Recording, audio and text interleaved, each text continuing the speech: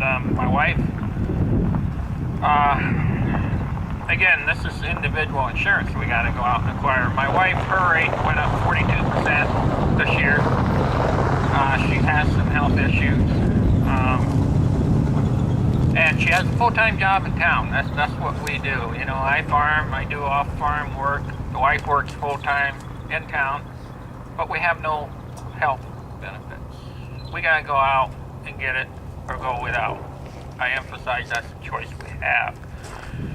And her insurance going up to, if I remember right, $420-something here, 1st January. And when you have a high deductible, high cost insurance, you pay a lot for premiums, and the situation we're in financially, such as my wife has a bad ankle, goes way back to high school basketball days. We don't deal with it because we can't afford that $2,500 that run up plus 80/20 after that. So no wonder in this country only 4% of the money spent is on preventative health care. It's just not an option for us. It's not an option.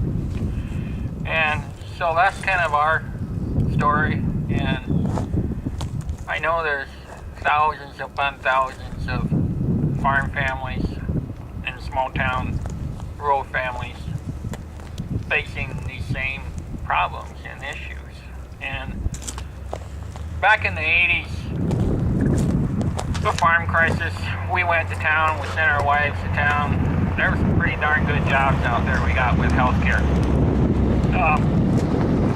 With the good jobs leaving and the manufacturing jobs lost, we are now going back to where we were, where there's not very many good jobs out there in rural Iowa where you have access to good healthcare benefits. So that's the problem we're facing in rural Iowa and small town rural America. And let's go out and give these presidential candidates the business on health care. They deserve it. Thank you.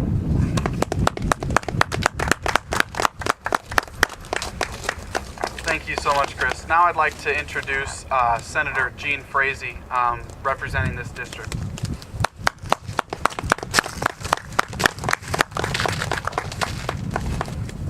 This underfoot, as you can see, is not very conducive to the health of these folks around.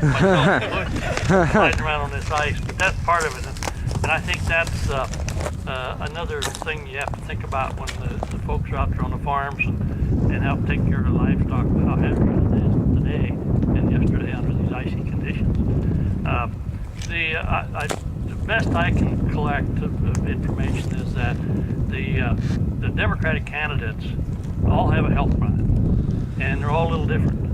And so you're going to, when the bottom line is when we elect a Democrat president, and I'm not saying this Democrat or Republican, but that's the way the facts are falling, that we will have a health plan. We will have some kind of a national or semi-national health plan, and any of the candidates out there all have a different plan, and none of them are going to have their plan. There'll be a compromise of all these plans. They'll sit down and work out the best deal they can have. And there is the New York Times talks about that in a piece of paper I got, and it's reprinted from the New York Times. It says basically the same thing. Well, they don't say that, but when you read what each one's plan is, they're all a little different, but they're all trying to get to the same place. And the best I can observe and figure out is that the Republican candidates really don't want to deal with it. They want to just dabble around the edges. And so I don't know if they would come up with much of a plan. I share the same health problems, insurance and stuff that everybody here does. I am allergic to aspirin, and so I asked my doctor, you're supposed to take an aspirin to ward off stroke or heart attack. I can't take aspirin, and so he prescribed Plavix, and I thought, well, I've only been on it about 3 months, but as a bottle of aspirin probably cost you $20, so this thing will probably cost $40. What a surprise I got when I went down and picked it up. It was $124 for a 30-day supply. So anyway, the drugs, and actually there was a generic made to replace that, but they went to court and fought it and stopped it. So not only is the whole medical stuff a little out of whack, and I'm not blaming anybody for anything, because I'm so proud of our medical profession that they're keeping us alive. They're keeping us alive a lot longer than we would have 20, 30 years ago. So they've done a good job, but it's just the whole cost of doing it all. And then if you look at the records keeping they have to do, the paperwork, we've done a few meetings around my district here, talked to healthcare people, and they said that's the thing that just that drives them nuts, drives their cost up, is duplication of all this stuff. So there's we're working on, from the state level, we're working on some healthcare stuff, try to get it electronically so you don't have to do all this duplication, try to cut the cost of the paperwork down. So there'll be some work done in the state of Iowa this year on health. That's kind of our number one issue. And then next year, 09, I guess we'll wait and see what happens. But we will see some kind of health across this country, healthcare reform, because it has just gotten clear out of my two sons farm and my farm, and some of their own. They went without health insurance because of what you said, that the cost is just so prohibitive. One of the sons got a Down syndrome son, and they want to put riders on there, and of course that's could possibly be one of the highest costs of his family.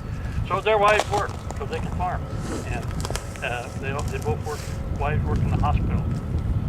So it's a long cry from back in our days when we were beginning farmers and struggling out there. The wife didn't work in town, and we didn't have health insurance. We just kind of went and done the best we could. So we've been very fortunate in my family not to have a lot of sickness until later years when our daughter had kidney failure and went through all that stuff. That cost hundreds of thousands of dollars to deal with her problem. So anyway, I think we're going to see some movement in healthcare reform. It just has to happen. It just has to happen. It just eats up too much of our resources to continue on the road we're on. So thank you.